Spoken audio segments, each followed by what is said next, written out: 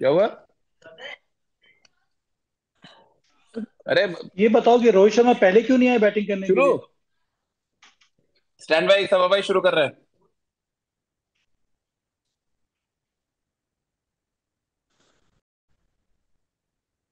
रोहित शर्मा की बेकार गई पारी और हिंदुस्तान की टीम बांग्लादेश में एक और मैच हारी। नमस्कार रजत, में आपका स्वागत है। मैं हूं राजीव मिश्रा। और अंतिम तक हालांकि इस बात की गुंजाइश लग रही थी कि हिंदुस्तान ये मुकाबला जीत जाएगा। रोहित शर्मा जो चोटिल हुए थे, बहुत नीचे क्रम में बल्लेबाजी करने आए।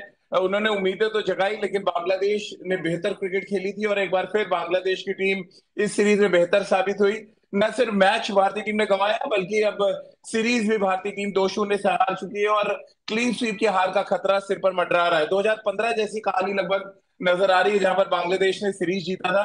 हालांकि वहां पर एक मैच हिंदुस्तान ने जरूर जीता था, लेकिन बांग्लादेश दूसरी बार ऐसा करने में कामयाब रही और लगातार अपने घर में सीरीज जीतने का सिलसिला उनका जारी रहा।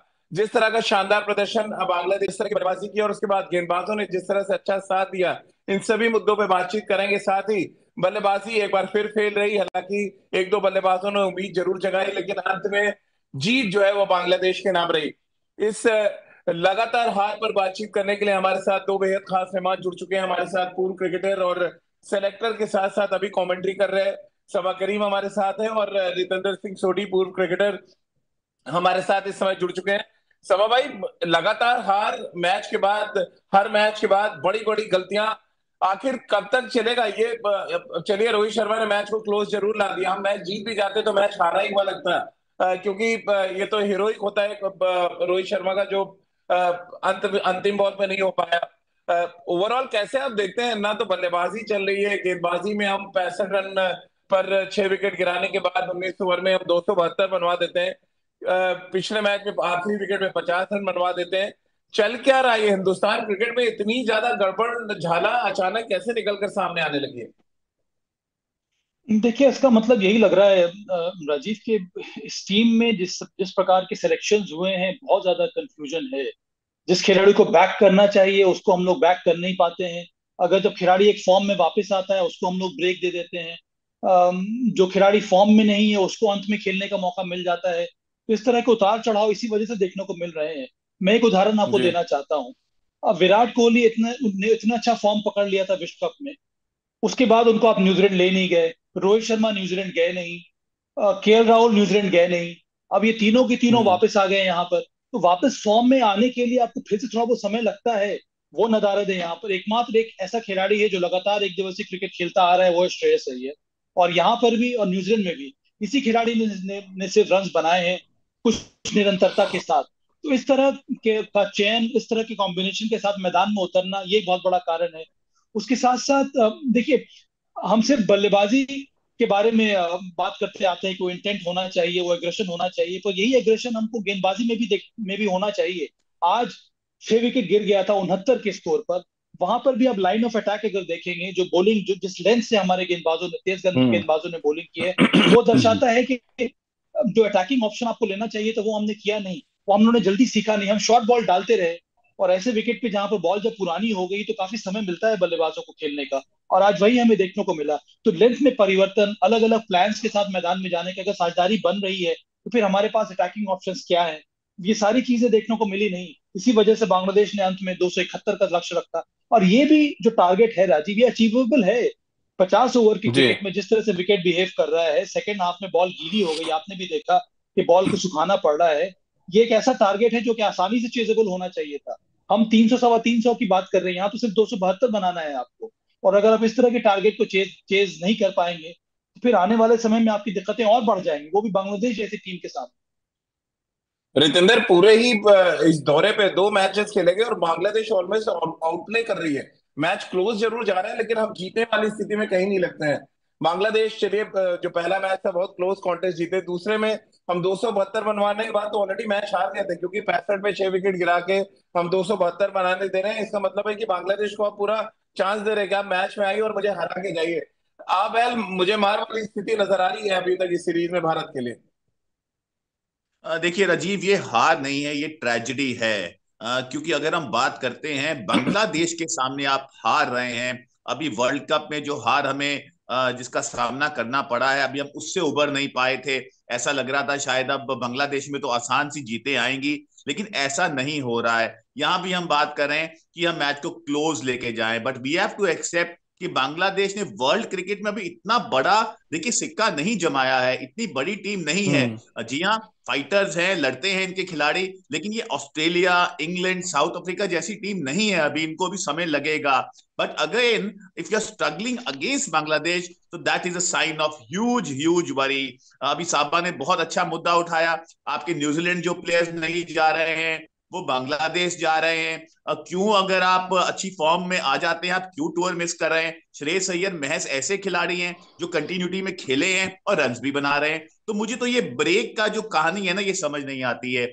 और अगर हम आज के मैच की बात करते हैं, 69 पर 6, उसके बाद 271 run, Rajiv, this is simply unbelievable, this is unacceptable. ये कैसे हो सकता है राजीव? और 271 आप चेज नहीं कर पा रहे हैं 50 ओवर की क्रिकेट में। तो जी हाँ राजीव, मुझे लगता है भारतीय टीम इस समय बहुत बड़ी दुविधा में है, क्योंकि ऐसा लग रहा था अब अच्छे दिन आएंगे, शायद हम अपनी गलतियों से, अपनी हारों से सीखेंगे, but still it hmm. Seems far off. तो अब मुझे लगता है it's time to really get your act together, because losing against Bangladesh is a huge sign of worry. इससे बड़ी चिंता नहीं हो सकती है। बिल्कुल रितेंद्र, खासतौर पे अगर हम बॉलिंग लाइनअप को देखें, हम पहला मैच अगर याद करें, आखिरी विकेट पे 50 रन बन जाते हैं। बैटिंग पे तो हम आगे बात करेंगे कि बैट्समैन हमारे क्या कर रहे हैं। इस दौरे पर बैटिंग भी पूरी तरह फेल रही है। बट एक्चुअली जहां मैच जीतने की स्थिति में आते हैं, वहां पे आप मैच अपने हाथ से निकल जाने दे रहे हैं। 50 रन आखिरी विकेट पे मेहंदी जाके वहां पे आपको रन बना देते हैं। अब दूसरे मैच में आप शतक बनवा देते हैं मेहंदी से। ये किस तरह की गेंदबाजी हो रही है? एक बल्लेबाज आपको 2 मैच कैसे हरा सकता है बैक टू बैक आके? जी हाँ राजीव, देखिए, बॉलिंग आप हल्की कर रहे हैं जब आपको पता है कि मैच 4 विकेट रह गए हैं। और अगर आप मेहंदी की बात करें, जिन्होंने रन्स बनाए दोनों मैच में, आप उनको जी। रीड कर लेते हैं पहले मैच के बाद कि उनकी जो खामियां हैं वो कहाँ हैं। तो अगर आप बॉलिंग उनकी स्ट्रेंथ पे करेंगे तो कहीं ना कहीं यू विल स्ट्रगल, और ऐसा ही दिखा है अगर हम भारतीय गेंदबाजों की बात करते हैं। और अजीब, देखिए, बहुत इंपॉर्टेंट होता है कि अगर आप इनिशियली बॉल अच्छा डालते हैं, जैसे आज भारतीय टीम ने शुरुआत बहुत अच्छी की, तो you have to end well. अगर आप देखिए अंतिम क्षणों में अच्छी बॉलिंग नहीं करते हैं, कहीं ना कहीं कॉम्प्लेसेंट हो जाते हैं, आपको लगता है मैच तो आपके हाथ में आ गया है, तो सूरत हाल वही होता है जो आज हुआ है भारतीय टीम का। You can't be complacent in international cricket. तो बांग्लादेश जो सोच रही थी कि शायद हम भारतीय टीम के साथ खेलेंगे, यहाँ पे सीखेंगे, एक्सपीरियंस हासिल करेंगे, लेकिन ऐसा नहीं हुआ है। मुझे लगता है भारतीय टीम को यहाँ पे जो अनएक्सपेक्टेड था वो सहना पड़ रहा है। उन्होंने कभी ना सोचा था कि ऐसा हम्म। होगा, क्योंकि हमारी जो अगर टीम आप देखें राजीव, जो 11 की हम बात करते हैं, ये एक तरफ फुल स्ट्रेंथ टीम है हमारी, और हम बात करते हैं 50 ओवर वर्ल्ड कप की तैयारी की है कि हम तैयारी कर रहे हैं। लेकिन अगर आप बांग्लादेश से हार रहे हैं, तो मुझे लगता है आप तैयारी नहीं कर रहे हैं, आप और पीछे जा रहे हैं, और वहां से उभरना जितना समय अब वर्ल्ड कप में रहता है, आसान नहीं होगा। समा भाई, अब क्या स्टेटमेंट आएगा रोहित शर्मा का? पहला मैच हारने के बाद कहा अभी बहुत समय है, वर्ल्ड कप की बात क्यों कर रहे हैं, हम बाउंस बैक करेंगे, बहुत दमदार तरीके से बाउंस बैक करेंगे। शिखर धवन ने कहा कि हम इससे पहले भी अब कई बार हो चुका है, सीरीज का पहला मैच हारे और फिर सीरीज जीते। सीरीज जीतने लायक परफॉर्मेंस तो कहीं नहीं है, सीरीज में बने रहने लायक परफॉर्मेंस भी नहीं था। देखिए राजीव, इस तरह के प्रेस कॉन्फ्रेंस में आपको इस तरह की बातें करनी होती है, पर अंत में सभी हम्म। खिलाड़ियों को पता है, टीम मैनेजमेंट को मालूम है कि उन्होंने कहाँ कहाँ गलतियां की हैं। और इसीलिए अब ये समय है अपने आप को टटोलने का कि हम गलती क्या कर रहे हैं, किस दिशा में हम जा रहे हैं। अगर हम गेंदबाजी की बात करें, तो फिर क्या वो एग्रेशन हमारी गेंदबाजी में नजर आया कि नहीं? जब साझेदारी हम्म। बन रही है तो मुझे ऐसा लगा कि हम हमेशा एक, आपके पास दो विकल्प होते हैं, या तो आप डिफेंसिव ऑप्शन ले लें, आप इंतजार करें बल्लेबाजों को गलतियां करने का, या तो फिर आप अटैकिंग ऑप्शन लें और उस तरह के प्लान्स बनाएं ताकि आप मजबूर करें बल्लेबाजों को विकेट देने के लिए, आप उस तरह से कैचिंग पोजीशंस में लगाएं। वैसा कुछ लगा नहीं मुझे। आपके पास चार पेस बॉलर्स हैं, अगर आप शॉर्ट गेंद डाल रहे हैं तो उसके लिए क्या आपने कैचेस लगाए थे कि नहीं लगाए थे? हम्म। आप समय दे रहे हैं बल्लेबाजों को सेटल करने का? जब आपने स्पिनर लगाया है तो क्या आपके पास उस प्रकार के अटैकिंग ऑप्शन आपने लगाए हैं कि नहीं? नहीं तो फिर आप इस प्रकार के बल्लेबाजों को, महमूदुल्लाह, मैं मानता हूं उनके पास अनुभव है, मेहदी हसन मिराज ने लाजवाब बल्लेबाजी की, पर आप जब तक आप अटैक करेंगे नहीं, तो फिर बल्लेबाज को दबाव कैसे पड़ेगा? बल्लेबाज को तो ये लगने लगता है कि अच्छा, यहाँ पर अब ये डिफेंसिव ऑप्शन ले लिया है भारत ने, यहाँ पर अब मैं समय लेकर खेल सकता हूँ। और वही किया महमूदुल्लाह और मेहदी हसन मिराज ने। तो इस तरह की गलतियां हम बार बार दोहरा रहे हो। कई बार हम बल्लेबाजी में वो गलती दोहराते हैं, कई बार हम गेंदबाजी में वो गलती दोहराते हैं। आज कम से कम मुझे तो अभी भी लग रहा है ये मैच हमें जीतना चाहिए था। वो जो साझेदारी हो रही थी श्रेयस अय्यर और अक्षर पटेल की, वहां से मैच आसानी से हम जीत सकते थे। पर अंत में आपको हम्म। मैच अवेयरनेस भी होना चाहिए कि कहाँ पर आपको किस तरह से रन बनाने हैं, कौन से बॉलों को आपको अटैक करना है। वो हमें देखने को मिला नहीं। इतनी अच्छी साझेदारी हो रही थी, वो एक मैच विनिंग साझेदारी हो सकती थी भारत के लिए, पर वहां पर हम्म। गलती हम कर बैठे, जिसकी वजह से मैच पूरी तरह से पलट गया। तो इस तरह की गलतियां अगर आप करते रहेंगे तो इसका मतलब है कि हम कुछ सीख नहीं रहे हैं अपने गलतियों से। और अब ये समय आ गया, मैं बार बार ये बात कह रहा हूँ कि अब जो नई सिलेक्शन कमेटी आएगी उसके ऊपर बहुत बड़ा दायित्व है कि टीम मैनेजमेंट के साथ वो अब ये सोचे कि आने वाले समय में उन्हें किस प्रकार की स्ट्रैटेजी के साथ मैदान में उतरना होगा और कौन कौन से प्लेयर्स के जी साथ आपको मैदान में उतरना होगा। बिल्कुल। और रितेंद्र, पहले बैटिंग की थोड़ी बात भी करें, क्योंकि विराट कोहली से ओपन कराना कितना आप ठीक माना है? रोहित शर्मा को चलिए चोट लगी, के राहुल आपके पास ऑप्शन थे जो लंबा खेल सकते थे, लेकिन यहाँ पर एक क्योंकि एज ए विकेट कीपर आप उनको खिला रहे हैं, और शायद उनको आने वाले समय के लिए भी आपने अश्योर कर दिया कि आप ओडीआई में विकेट कीपर रहेंगे। विराट कोहली से ओपन कराएंगे, और मैच वहीं खुल गया जब विराट आउट हो गए, क्योंकि रन चेस में अगर विराट आपके जल्दी आउट हो जाते हैं तो ऑलमोस्ट मैच खुल जाता है। हमने कई सालों से देखा है रन चेस में खासतौर से। जी हाँ राजीव, देखिए इसकी जरूरत ही नहीं थी। रोहित अगर इंजर्ड थे तो आपके पास ऑप्शन तो थी, और विराट कोहली तो आपके हुक्म के यक्के हैं, अच्छी फॉर्म में हैं। तो उनके आउट होने से बहुत फर्क पड़ा, क्योंकि चेस भी इतना ज्यादा नहीं था कि हम 350 यहाँ पे चेस कर रहे थे, जहाँ पे शायद मुश्किलात होती, आपको आस्किंग रेट के साथ चलना हम्म। पड़ता, ऐसा भी नहीं था। आपको सिर्फ विकेट साथ में रखने थे, वो नहीं हुआ है। तो राजीव, यहाँ मेरा सवाल एक साबा से है। साबा ने देखिए बहुत अच्छे पॉइंट्स की बात की, बॉलिंग में बात की, कि जब आपके पास मौका था आपको वहीं पे उनकी जो टेल है, उनका लोअर ऑर्डर है, खत्म करना चाहिए था। आप डिफेंसिव मोड में चले गए। बल्लेबाजी की बात करें, मौका था मैच खत्म करने का, वहां पे मैच खत्म नहीं हुआ। तो साबा भाई, ये गलतियां देखिए अब रिपीटेडली इंडिया न्यूज के माध्यम से हम एक साल से बात करें, तो अब ये ठीक कैसे होंगी? बिकॉज मुझे लगता है ये जो अब रन है ना हारों का, ये काफी लंबा चलता जा रहा है, ये सिलसिला लंबा होता जा रहा है। और हमारे पास अब देखिए मैनेजमेंट बढ़िया है, एक्सपीरियंस कोचेज हैं, लेकिन गलतियां बार बार हम दोहरा रहे हैं। तो आपको लगता है कि यहाँ पे मैनेजमेंट को हम ब्लेम करें, या प्लेयर्स की जो हम बात करें, जो क्रिकेट जो जैसे वो अब प्लान कर रहे हैं अपनी क्रिकेट, हम उसको ब्लेम करें? So where where we will find the answer? देखिए सोडी, अब तो ये समय आ गया है कि जो आप हमारे जो पूल ऑफ प्लेयर्स है उनको आप सीमित करें और फिर उन्हीं को आप बार बार मौका दें, उनको आप ट्रस्ट करें। एक बार आपने मन बना लिया है कि ये यही वाले प्लेयर्स हमारे लिए आने वाले समय में विश्व कप में खेलेंगे, तो आपको उन्हीं प्लेयर्स को सामने मौका देना होगा।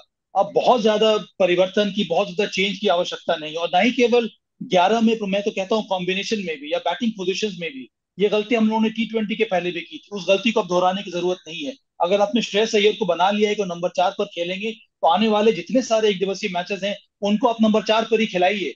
हो सकता है उनका फॉर्म ऊपर नीचे होता रहे, पर अगर आपने उनके ऊपर मन बना लिया है तो उन्हीं को मौका देते रहना होगा। उसी प्रकार से आपको गेंदबाजों का भी पूल तैयार करना होगा। मैं एक और बात कह रहा हूँ यहाँ पर सभी, कि जसप्रीत बुमराह, मोहम्मद शमी, जिस तरह से ये दो खिलाड़ी अब इंजर्ड हो रहे हैं, आपको एक नए पूल ऑफ पेस बॉलर तैयार करने होंगे। आप वो 4 या 5 या 6 बॉलर को ध्यान में रखकर लेकर चलें आप।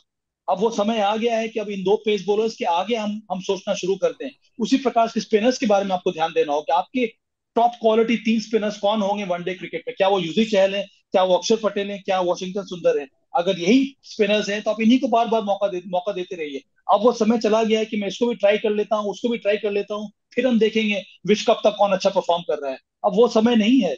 अब प्लेयर को उस तरह के ट्रस्ट, उस तरह का भरोसा, उस तरह के सपोर्ट की जरूरत है जो हम दे नहीं पा रहे हैं। यहाँ पर कई सारे प्लेयर्स हैं। आज ही कमेंट्री में हम लोगों ने एक स्टैट चलाया था, सोडी और राजीव, के पिछले 22 मैचेस में 34 खिलाड़ियों ने एक दिवसीय क्रिकेट में भाग लिया है। और ये हम्म। और और इसमें सबसे नंबर 1 पर भारत है। और किसी भी टीम ने इतना ज्यादा एक्सपेरिमेंट किया नहीं है। ये क्या दर्शा रहा है? या तो हम ब्रेक दे देते हैं, जब खिलाड़ी चाहते हैं उनको हम ब्रेक दे देते हैं, कभी वर्कलोड मैनेजमेंट के चक्कर में हम ब्रेक दे देते हैं। खिलाड़ी खेल कम रहे हैं, ब्रेक ज्यादा ले रहे हैं। उससे होता क्या, उससे आपका फॉर्म खराब हो जाता है, वो निरंतरता मिसिंग है। बल्लेबाज को किस प्रकार के ब्रेक की जरूरत है? बल्लेबाज अगर हम्म। रन बना रहा है तो वो तो यही चाहेगा ना कि भैया मुझे मुझे तो आप मैच खिलाइए, मुझे ब्रेक नहीं चाहिए, मैं रन बनाना चाह रहा हूँ, आप ब्रेक दे देते हैं। तो फिर वो वापस आता है, बिल्कुल। फिर 2-3 मैच वो ले लेता है फॉर्म में आने के लिए। ये ये बहुत किस तरह वैलिड का पॉइंट उठाया मैनेजमेंट था है? भाई ने, बिल्कुल। रितेंद्र बहुत वैलिड पॉइंट उठा रहा है कि आप मनमानी, अब तो खिलाड़ी अपनी मनमानी कर रहे हैं, अपने मन से ब्रेक लेंगे, अपने मन से बोल देंगे सेलेक्टर्स को हम अवेलेबल नहीं है। ये चल क्या रहा है एक्चुअली? ये इतनी छूट मिली क्यों है, मुझे समझ नहीं आ रही बात। बांग्लादेश से हारने के बाद सवाल नहीं उठा रहे हम सवाल पिछले कई महीने से उठा रहे हैं कि खिलाड़ियों की जो मनमानी है उसको हम क्यों इतनी हवा दे रहे हैं। कि आज हालात ये है कि बांग्लादेश हमें 2-0 से हरा देता है और हमारे ऊपर क्लीन स्वीप का खतरा मंडरा रहा है। ना गेंदबाज अप टू द मार्क, ना बल्लेबाजी फॉर्म में, और हम ऐसा लग रहा है कि बांग्लादेश जैसी टीम हमारे सिर पर चढ़कर खेल रही है। देखिए राजीव, ये जो ब्रेक का ट्रेंड है ना, ये समझना बहुत मुश्किल है। अब ब्रेक आप तब चाहते हैं, देखिए साहबा इतने क्रिकेट खेले हैं, थोड़ी बहुत मैं खेला हूं, आप इतनी देर से क्रिकेट कवर कर रहे हैं। अब ब्रेक मींस अगर आपका वर्कलोड ज्यादा है, आप थक गए हैं, आप रस्टी हो रहे हैं, आपको निगल है, कोई इंजरी है, तो ब्रेक बनता है। लेकिन अगर आप अंतरराष्ट्रीय क्रिकेट खेल रहे हैं और रन्स बना रहे हैं, तो कौन सा ब्रेक राजीव? यहाँ पे टेस्ट क्रिकेट हो नहीं रही है, आप 20-20 ओवर के स्पेल नहीं डाल रहे हैं, आप बल्लेबाजी में इतने भी रन नहीं बना रहे हैं कि आपको थोड़ा रेस्ट चाहिए। कोई भी प्लेयर की आप बात करें, देखिए जो भी प्लेयर्स रेस्ट ले रहे हैं, विद ड्यू रिस्पेक्ट, देखिए रेस्ट वो ले सकते हैं, but end of the day you got to realize कि जो रेस्ट की टाइमिंग है वो क्या है, रेस्ट क्यों लिया हम्म। जा रहा है। That is where we have to really work on, because अगर आपके प्लेयर्स इंपॉर्टेंट सीरीज छोड़ेंगे और एक सीरीज छोड़ के आएंगे, तो वो जो ब्रेक है वो आपको फायदा नहीं देता है, वो आपको नुकसान देता है, क्योंकि आपका मोमेंटम टूट जाता है। और ये मोमेंटम टूटता दिखा है। अगर हम बांग्लादेश सीरीज की बात करते हैं, हम्म। हार्दिक पांड्या बड़ी फॉर्म में थे, लेकिन अब कुछ मैचेस की बात करें, वो जूझते नजर आ रहे हैं, बल्लेबाजी में वो फॉर्म नहीं नजर आ रही है, बल्लेबाज बॉलिंग की बात करें, थोड़े स्ट्रगल करते नजर आ रहे हैं। क्योंकि जब हम आईपीएल की उनकी बात करते हैं, वहां पे शानदार परफॉर्मेंस दी, कप्तानी भारतीय टीम की उनको मिली, बट वहां से थोड़ा बहुत देखिए उनका ग्राफ नीचे भी आया है। तो players like him have to play, जितना खेलेंगे, रस्सी के अंदर रहेंगे, 22 यार्ड के पटरे पे रहेंगे, उनकी परफॉर्मेंस में निखार आएगा। और बिल्कुल देखिए, ये जो ब्रेक का ट्रेंड है, it has to come to an end. समा भाई, हमने बांग्लादेश को बहुत हल्के में दिया, हमने हार्दिक पांड्या रेस्ट दिया, हमने सूर्य कुमार यादव को रेस्ट दे दिया, हम यजुवेंद्र चहल और कुलदीप यादव जैसे स्पिनर लेके नहीं गए। और अंत में जब रिजल्ट पर हम नजर डालें, हम कितने भी क्लोज मैच आ रहे हैं, अंत में सीरीज में आप 2-0 से पीछे हैं। देखिए वही तो मैं कह रहा हूँ राजीव, हम हमेशा ब्रेक देते हैं। न्यूजीलैंड में भी हम लोगों ने कितने खिलाड़ियों को ब्रेक दिया, यहाँ पर भी हम ब्रेक हम्म। दे रहे हैं। ये ब्रेक का सिलसिला तो वहां चलता भी जा वनडे रहा आ है। रहे हैं, वहां भी आ रहे हैं, यहाँ भी आ रहे हैं। देखिए देखिए मैं ये भी सब मैं मानता हूँ यहाँ पे कि कई बार वर्कलोड मैनेजमेंट की वजह से आपको ब्रेक देना पड़ता है, पर वो ज्यादा लागू होता है पेस बॉलर्स के ऊपर, क्योंकि उनकी थकान हम्म। ज्यादा होती है। इसी वजह से मैं कह रहा हूँ कि आपको कम से कम आपको पेस बॉलर का पूल तैयार करना होगा, 8 या 9 पेस बॉलर्स का। अब इन्हीं को आप फिर आपके 4 टॉप पेस बॉलर की 15 की टीम आप जो बनाएंगे वर्ल्ड कप में, वहां पर आपको 4 पेस बॉलर्स रखने होंगे। तो आप ये डिसाइड कर लीजिए कि ये मेरे टॉप 4 पेस बॉलर्स हैं, इसके बाद मेरे पास 4 और बैकअप पेस बॉलर्स होंगे। अब इन्हीं को मैं बीच बीच में खिलाऊंगा, बीच बीच में ब्रेक दूंगा। वो एक अलग बात होगी फिर, क्योंकि आपकी सोच आने वाले समय के लिए है, आप विश्व कप की टीम की तैयारी कर रहे हैं। और जहां तक बल्लेबाजी की बात है, जहां तक स्पिनर्स की बात है, कौन सा ब्रेक, किस तरह का आपको रेस्ट चाहिए? हम्म। आप ज्यादा रन बनाएंगे, इस तरह के सिचुएशन में मैच जिताएंगे, तभी तो आपको और ज्यादा अनुभव मिलेगा। श्रेयस अय्यर को आप देख लें, आप उनको खिलाते जा रहे हैं, पर अभी भी उनको बहुत कुछ अचीव करना बाकी है। ये अगर वो मैच जिताते तो उनको उनका विश्वास कितना ज्यादा बढ़ जाता। अब आने वाले समय में जो भी मैचेस हो, उनको यहीं तो खिलाइए आप, और तब वो और भी सीखेंगे मैच मैच हम्म। जिताना क्या होता है। तब वो मानेंगे कि विराट कोहली की अहमियत क्या है। तब उनको पता चलेगा रन चेस कितना कठिन होता है, सिचुएशन के मुताबिक हम्म। रन बनाना, तेज गति से रन बनाना क्या होता है। ये सारी बातें आप मैदान में ही सीखते हैं ना, बाहर बाहर आप बैठ के क्या सीखेंगे? यहाँ पर तो 15 जो हैं, हम्म। उनको पता नहीं है कौन खेल रहा है। इतना ज्यादा कंफ्यूजन, इतना ज्यादा ब्रेक। अब वो रजत पाटीदार और राहुल त्रिपाठी को आप क्यों ले गए? राहुल त्रिपाठी ने एक दिवसीय क्रिकेट में क्या किया है? राहुल त्रिपाठी एक T20 स्पेशलिस्ट है, आपने उनको वनडे टीम में भेज दिया, क्या वो खेलेंगे? हम्म। मुझे नहीं लगता वो खेल पाएंगे। तो मुझे मतलब चलिए वो तो अलग, ये तो पुरानी चेन कमेटी अब चली गई। अब नई जो सिलेक्शन कमेटी आएगी, उनको और टीम मैनेजमेंट को एक साथ बैठकर ये डिसाइड करना होगा कि आने वाले मैचेस में सबसे पहले तो आप ये डिसाइड कर लीजिए कि मेरी कोर टीम क्या होगी विश्व कप की। हम्म। उसी उसके बाद आप आगे बढ़ सकते हैं। लेकिन सभा भाई, प्रॉब्लम ये भी है, जिनको हम खिला रहे हैं उनको पता नहीं है कि हमें करना क्या है। अब मसलन आज के मैच को हम एनालिसिस करें, जिस तरह की लेंथ में गेंदबाजी की गई, वो चाहे सिराज, उन्होंने इनिशियली विकेट ली है। अब आप 10 ओवर में 80 रन दे देंगे, कोई फायदा नहीं उन 2 विकेटों का। कुछ वैसे ही हाल उमरान मलिक का, 8 ओवर बहुत अच्छे डाले, लेकिन जब मैच फिनिश करने की बारी आई, आपकी पिटाई हो गई। शार्दुल ठाकुर को पता ही नहीं है, मेहंदी हसन नंबर 7 पे खेलने वाले बैट्समैन को आप ऐसी लेंथ पे बॉल डाल रहे हैं जिसमें क्रिकेट छोड़ चुका आदमी भी आपको बड़े शॉट्स खेल सकता है। तो ये अवेयरनेस कौन लाएगा? और ऐसा नहीं कि आपने पहले दिन गेंद पकड़ी और आपको अवेयरनेस नहीं है। ये मैच अवेयरनेस लाने का काम टीम मैनेजमेंट पारस मामरे क्या कर रहे हैं वहां पे? हमारे इतने एक्सपीरियंस गेंदबाज लगातार गलतियां बैक टू बैक कर रहे हैं। आखिर कौन समझाएगा इस चीज को? क्यों नहीं समझ पा रहे हैं अहमियत? यहाँ डर खत्म हो गया है कि हमारी टीम में हमारी जगह सिक्योर है और हम इस तरह की गेंदबाजी करके काम चलाते रहेंगे, हमारी जो ब्रांडिंग है वो अच्छी बनी रहेगी। देखिए राजीव, ऐसी बात नहीं है कि कोचिंग स्टाफ इन इन इन बॉलर्स के ऊपर काम नहीं कर रहा है। उनके पास सारे आंकड़े जी। सामने हैं, सारे स्टैट्स उनके सामने रहते हैं। जो बॉलिंग यूनिट है, जो कोचिंग स्टाफ है, वो निरंतर काम करता रहता है। पर अंत में पेस बॉलर्स को भी तो सीखना होगा। अब आज ही देख लीजिए, अंतिम के 4 या 5 ओवर में जिस तरह से हमने गेंदबाजी की। आप दो मिड जी। ऑफ मिड ऑन ऊपर है और अब लेंथ बॉल डाल रहे हैं। लेंथ तो बॉल डाल रहे कितनी हैं। आसानी हो रही नंबर है 9 उनको का शॉट्स खेलने बैट्समैन में। सामने मार रहा है चौके नंबर 9 आपको। जी। आप मार रहे हैं, चाहे वो इमरान मलिक हो, शार्दुल ठाकुर हो या मोहम्मद सिराज हो। किस तरह से ग्रेट। आपकी जी। सोच क्या है? आपको अपने फील्ड के मुताबिक बॉलिंग करनी होगी ना। ये अब कोचिंग स्टाफ पारस मामरे बाहर से बैठकर थोड़ी बताएगा, उसको जो बताना है आपको बता जी। दिया है।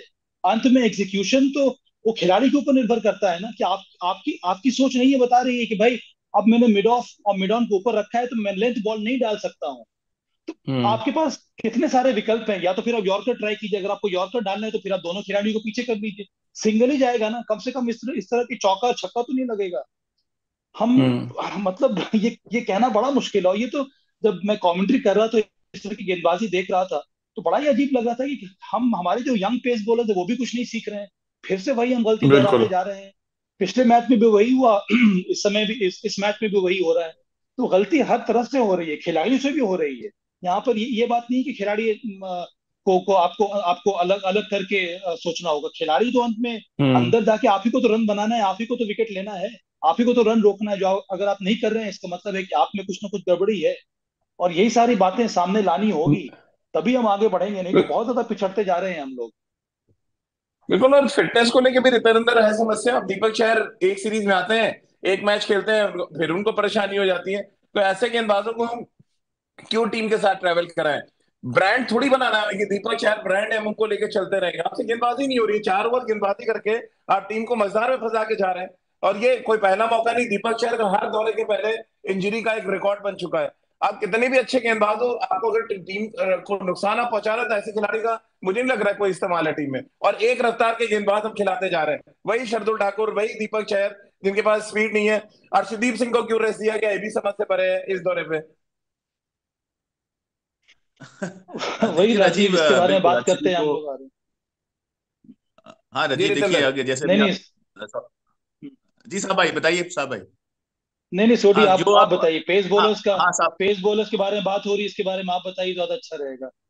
नहीं, मैं तो यही, जैसे अभी अर्शदीप को आपने रेस्ट दे दिया, तो अर्शदीप देखिए अभी उनका क्रिकेट जीवन का शुरुआत हुआ है। और वो लड़का तो ग्राउंड में रहना चाहेगा, खेलना चाहेगा, बट उसको रेस्ट देना, again that's a big question. अगर उनको कोई निगल है, कोई इंजरी है, दैट इज अंडरस्टैंडेबल। बट अगर आपको सिर्फ रेस्ट देना है, रेस्ट के कारण कि चलिए आप आराम कीजिए, तो उसकी कोई जरूरत नहीं है। और वो महज T20 क्रिकेट खेल रहे हैं राजीव। T20 क्रिकेट में कितना जोर लगता है। आप देखिए, बहुत अच्छी बॉलिंग करें आप 4 ओवर डालेंगे, अच्छी बॉलिंग नहीं करें आप 2 ओवर डालेंगे। ये टेस्ट क्रिकेट का जमाना तो अब है नहीं कि आपको यहाँ पे वो बैक बेसिकली स्पाज्म हो जाता है। T20 के गेंदबाज है रितेंद्र, हमें समझ लेना चाहिए, वो ओडीआई के गेंदबाज नहीं है। आप कितने ऐसे ओडीआई जब दीपक चहर खेले आप देख लीजिए, कोटा डाला है, सब भाई इस बात से इत्तेफाक रखेंगे। वो 4 ओवर की तैयारी करके आते हैं। और हमारी गेंदबाजों की मानसिकता है वो कि आपको 4 ओवर की तैयारी करना है। आईपीएल खेल खेल के सबका दिमाग खराब हो चुका है, या मान लो इस चीज को। ये बड़ा हार्श लैंग्वेज है, बट मैं ये कहने पे मजबूर हूँ गेंदबाजी देख के। राजीव देखिए, अब समय आ गया है जो नई सिलेक्शन कमेटी की हम बात करें, बहुत काम होना बाकी है। आपको अब आप चूज करना होगा, आपको एक कोर तैयार करना होगा। आपके T20 क्रिकेटर कौन है, आपके 50 ओवर के क्रिकेटर कौन है, आपने कितने क्रिकेटर को रिप्लेस करना है, कितनों को मौका देना है। क्योंकि मुझे यहाँ पे देखिए वरीसम साइन ये लग रहा है कि हम वर्ल्ड कप की तैयारी कर रहे हैं सो कॉल्ड, लेकिन हम अगर ऐसे हर मूवमेंट पीछे जाएंगे, तो वर्ल्ड कप कैसे हमारे घर आएगा, कैसे भारत वर्ल्ड कप जीतेगा। राहुल त्रिपाठी की हम बात करें, T20 क्रिकेटर है, जैसे भी साहबा ने बहुत सही बात कही है। और अगर आप उनको वनडे क्रिकेट में मौका दे रहे हैं, तो where we are heading. It has to be horses for courses. आपका सही घोड़ा सही रेस में दौड़ना चाहिए, लेकिन अगर आप उसको गलत रेस में दौड़ाएंगे तो आप एक हारी बाजी लड़ रहे हैं। तो वहां पे हमें काम करने की जरूरत है राजीव, क्योंकि this has been repeatedly repeatedly being done. और वहां पे भारतीय क्रिकेट चोटिल हो रही है। और ये जो ब्रेक का ट्रेंड, ये रेस्ट का trend, this has to come to an end very very soon. अगर आप अनफिट हैं, अगर आपको निगल है, that is the only reason that you should be given a break. और मुझे लगता है अगर हम इस चीज पे काम करेंगे, वी शुड डू बेटर। समा भाई, आप कैसे देखते हैं? दीपक चहर हो चाहे शार्दुल ठाकुर हो, मुझे तो लगता ही नहीं कि मैच में खेल भी रहे हैं ये। इतनी इस तरह की गेंदबाजी होती है, आप 6-7 ओवर डालते हैं दम से, फिर वो मैच चलिए आपके हाथ, ऐसा लगता है मैच में कुछ है बचा ही नहीं है। बॉडी लैंग्वेज सबका देखिए आप, बड़ा अजीब सा। दीपक चहर को तो मैं बड़ा हैरान हूं कि इस उम्र में इतनी ज्यादा इंजरीज उनको हो रही हैं। देखिए राजीव, इसका कारण ये भी है कि इनमें से बहुत पेस बॉलर्स जो हैं वो डोमेस्टिक क्रिकेट खेल नहीं रहे हैं। आपके आपको हाँ। पता नहीं है कि आपका शरीर किस प्रकार का लोड ले सकता है। और अगर यही बात है तो फिर आप उनको एक दिवसीय क्रिकेट में क्यों खिला रहे हैं?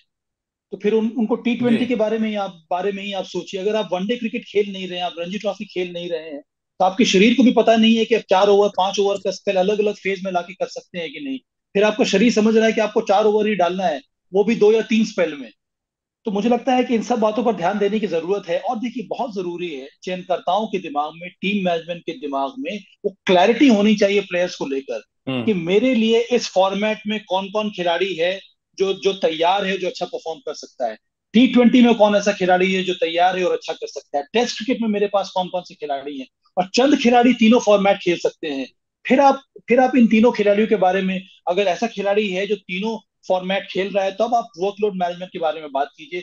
फिर आप इन हम्म। खिलाड़ियों को ब्रेक के बारे में बात कीजिए। जो खिलाड़ी सिर्फ एक फॉर्मेट खेल रहा है या फिर 2 फॉर्मेट खेल रहा है, वो भी इतने लंबे लंबे अंतराल के बाद, तो उसको ब्रेक की क्या आवश्यकता है? और जैसा कि आपने कहा, अगर वो खिलाड़ी ब्रेक डाउन कर रहा है तो इसका मतलब है कि कहीं ना कहीं गड़बड़ी है, वो खिलाड़ी फिट नहीं है। और अगर फिट नहीं है तो फिर हमें हम्म। ऑल्टरनेटिव ढूंढने होंगे। तो ये तभी पॉसिबल है राजीव, जब आप के चेन में क्लैरिटी होगी, तब आप सही मैसेज हम्म। देंगे खिलाड़ियों को भी, तब आप सही संदेश देंगे खिलाड़ियों को भी कि ये हमारी एक्सपेक्टेशंस है आपसे। अगर आप इसके मुताबिक परफॉर्म नहीं करेंगे, बॉडी को फिट नहीं रखेंगे, तो फिर हमें किसी और के बारे में सोचना होगा। जब तक ये क्लैरिटी आएगी नहीं, तब तक ये हम लोग असमंजस की स्थिति में फंसे रहेंगे, जो इस समय भारतीय टीम है।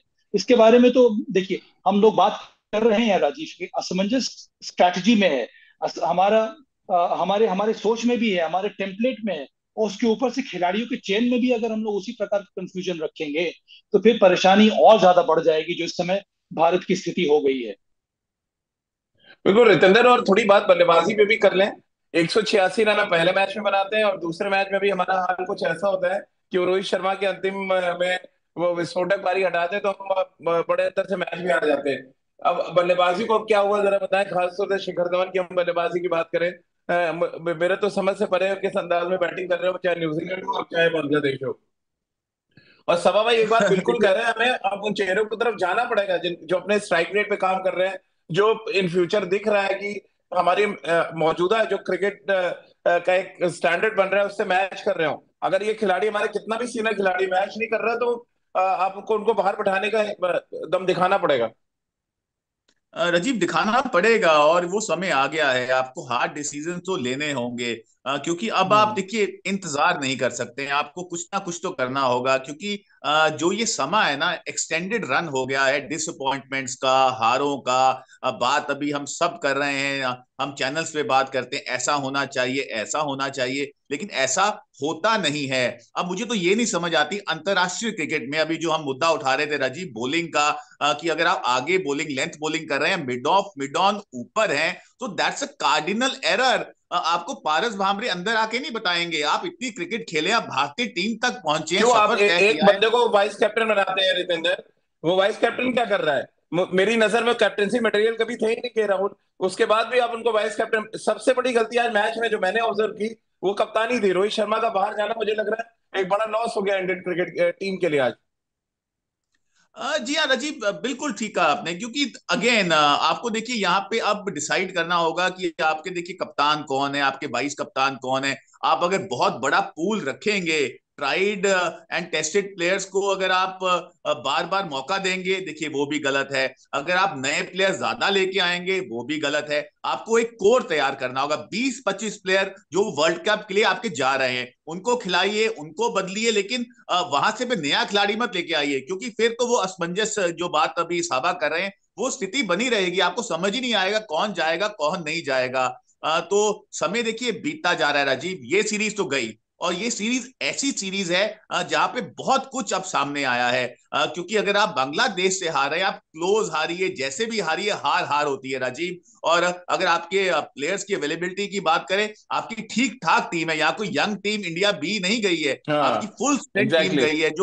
जो लड़कों का एक्सपीरियंस है, वो भारतीय क्रिकेट खेल रहे हैं बहुत सालों से। तो now answers have to be looked for Rajiv very quickly. नहीं तो देखिए बात करना बहुत आसान है, बहुत इजी है यहाँ पे फील्ड लगाना, बॉलिंग लेंथ की बात करना, बल्लेबाजी, लेकिन करना तो प्लेयर्स ने है ना। और ये प्लेयर्स को हम्म। देखिए आप बार बार नहीं बता सकते। As management they have to use their own experience, जो जिससे वो भारतीय टीम में पहुंचे हैं। दे आर थॉरो प्रोफेशनल्स, लेकिन जो गलतियां नजर आ रही हैं वो कार्डिनल एरर्स हैं। आप ये उम्मीद नहीं करते हैं अंतरराष्ट्रीय क्रिकेटर्स ऐसी गलतियां जी। करें, तो वहां पे बहुत काम करने की जरूरत है। सभा भाई, राजीव, मैं आपको एक याद होगा बात मैं कुछ दिन। जी। राजीव जी। मैं एक बात और कहना चाहता हूँ बल्लेबाजी पर। देखिए, अभी हम लोग बात करते आ रहे हैं कि बांग्लादेश के 6 विकेट गिर गए थे 69 रन पर, वहां से बांग्लादेश ने कैसे बना लिया 271, वो एक अलग बात है। हाँ। पर अगर हम नॉर्मली सोचेंगे तो अगर आपको बांग्लादेश के विरुद्ध जिस तरह की विकेट थी, जिस तरह के कंडीशंस थे, जिस तरह की हमारी बल्लेबाजी थी, जिस तरह की हमारी बल्लेबाजी की गहराई है जो मानी जाती है, अगर आपको बताया जाता कि यहाँ पर आपको 272 चेस करना है मीरपुर के मैदान में बांग्लादेश अटैक के सामने, तो ज्यादा आप फेवरेट किसको मानते? आप भारत को मानते हैं ना? तो यहां से बिल्कुल। अगर हम सोचेंगे तो बल्लेबाजी हमारी कितनी खराब हुई है। 272 एक बहुत ही आसान सरल सा चेजेबल टारगेट है आज के जमाने में, जहां पर हम पार हम्म। स्कोर की बात कर रहे हैं 325 350 की। तो उस सभा वहां भाई, से अगर इसीलिए आप तो कह रहा हूँ कि सोचेंगे। हमें हमें शिखर धवन से आगे सोचना पड़ेगा। हम 2013 वाली स्पेस पे नहीं रह सकते। आपको याद होगा, हम आप राजकुमार सर थे और हमने बड़े स्ट्रांगली कहा था कि हम आगे की तरफ नहीं देख पा रहे हैं। हम उसी, उन्होंने जिताया था पे हैं, जिता रहे हैं इस पे नहीं आ रहे। ये जिताया था वर्ड हटाना पड़ेगा अब शायद। हाँ राजीव, मैं आपकी बात से सहमत हूँ, इसीलिए मैंने उस दिन बात छेड़ी थी कि जी। अब हमें आगे देखना होगा, हमारे आगे के बारे में सोचना होगा। और अभी अभी भी समय है, क्योंकि अभी 18-19 मैचेस बाकी हैं। अगर आप जो चेंज करना है वो भी कर लीजिए आने वाली श्रृंखला जो श्रीलंका हम्म। श्रीलंका के विरुद्ध होने वाली है होम कंडीशंस में, क्योंकि वहां पर आपको मालूम हो जाएगा कि आने वाले समय में विश्व कप में होम कंडीशन में जब मैच होगा कौन से खिलाड़ी आपके लिए तैयार है। तो यही समय है बोल्ड मूव लेने का, यही समय है कठोर निर्णय लेने का आने वाले समय के लिए। देखिए, वो गलती आप ना दोहराएं जो हमने 2019 में की थी। अंबाटी रायडू को हम लोगों ने हम्म। पिछले 2 साल से खींचकर लेकर आए कि नंबर 4 पर खेलेंगे। 1 महीना 2 महीना पहले आपने उनको बदल दिया, हम विजय शंकर को नंबर 4 पर खिलाने लगे। तो वो हम्म। स्थिरता कहाँ चली गई? वो गलती हमें नहीं दोहरानी चाहिए कि आप शिखर धवन को, उदाहरण के तौर पर शिखर धवन को हम लेकर जा रहे हैं और उन्हें रन नहीं बनाया बनाया आने वाले 5 या 6 महीने, 3 या 4 श्रृंखला चल गई, फिर अचानक हम एक नए खिलाड़ी को लेकर आए। तो अभी समय है कि जो आपको निर्णय लेने हैं, जो आपको लगता है कि आने वाले समय में यही खिलाड़ी हमारे लिए विश्व कप में खेलेगा, उसको अब आप ले आइए 11 में, उसको खेलने दीजिए अब 11 में। तब आप एक जी। स्ट्रैटेजी बनाइए, तब आप एक टेम्पलेट बनाइए और सभी खिलाड़ियों को बोलिए कि अब हमें इसी प्रकार से खेलना है। नहीं तो फिर वही जी। हालत होगा जो पिछले कई सालों से हमारे हमारे साथ होता आ रहा है आईसीसी विश्व कप में।